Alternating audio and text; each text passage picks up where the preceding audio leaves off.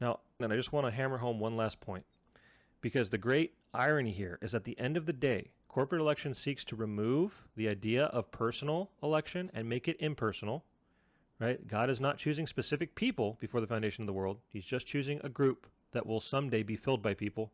But the problem with this, once again, is when you bring up the foreknowledge of God. The foreknowledge of God, as I have said before, is the absolute death knell to the free will position. The foreknowledge of God will always be the greatest hindrance and refutation to every aspect of a free will position. And in this case, corporate election, when you bring God's foreknowledge into the picture, even if free will, quote unquote, were sort of true, where, yeah, you're doing your own thing and so on and so forth, God's foreknowledge, it makes it impossible for even corporate election to get around what's being said. To demonstrate this, I'll use an example that those who hold a corporate election like to use a lot. They'll say, for example, I can predetermine that an airplane will leave one destination and go to another. I can predestine that the airplane will go from California to New York, but that doesn't mean that I have predestined who will take that plane, right? Might sound great, but when you realize that God knows the future of his own actions, and God knows that by predestining a particular thing, or in my example, I know that by predestining that a plane will go from here to there, I am also knowing who is going to take advantage of that. And it gets even worse for you when you realize that that's enough of a point, whether or not I have anything to do with the people who are going to take advantage of that flight, right? By predestining that flight, I am causing people to take advantage of that flight. And if I do so knowing who will and will not take advantage of that flight, even that corporate view has me predestining individual people who I know will take that flight. But it gets even worse when you realize that God, he is the creator of the very people he knows will or will not take part in that system. So at the end of the day, the foreknowledge of God shows that even corporate election cannot actually escape predestination of individuals. And the problem here for the corporate election view is that foreknowledge of God cannot be ignored when it comes to this issue, right? God is making his choice in Christ before the foundation of the world, right? That's when the choice is taking place. And so even in the corporate election view, we have to ask, why is God choosing this quote-unquote plan? Why is he setting up this plan of salvation in the first place?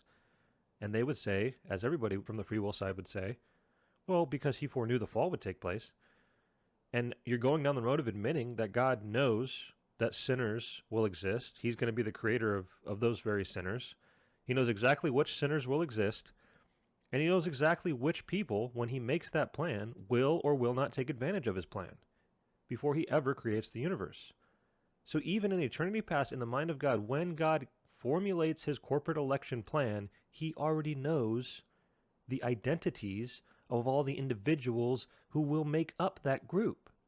So it's like, once you bring the foreknowledge of God, it defeats the entire purpose of corporate election of getting away from individual election, because in the end, it still is.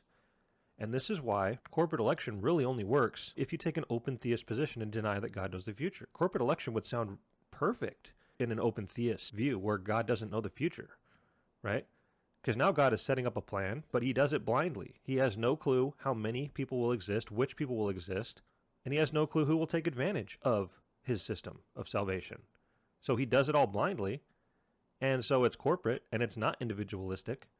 Open theism is the only view which would adequately get away from the idea of individual election of God. The foreknowledge of God will always require individualistic election on God's part.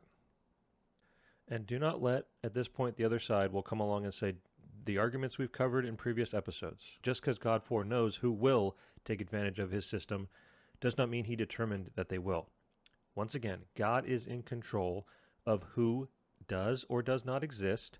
He is the one in ultimate control of how, where, when they exist, all of those details, and he knows the futures, even in the free will viewpoint, knows the futures of the results of his own actions. If I create person A in circumstance A, this is what will happen. They'll end up in the group. If I create person A in circumstance B, then they won't end up in the group. Now God makes a choice, and his choice is ultimately determinative of which life that particular person has, and whether or not they're part of the salvific corporate election group. So I'm saying all this to say, don't let them try to get out of this by saying, oh, just because God foreknows it doesn't mean he determined it. It absolutely does. It logically necessitates it, because God is, once again, not foreknowing the results of things he has nothing to do with. God is foreknowing the results of his own actions as creator of the very people he either knows will or will not take part in this corporate election system.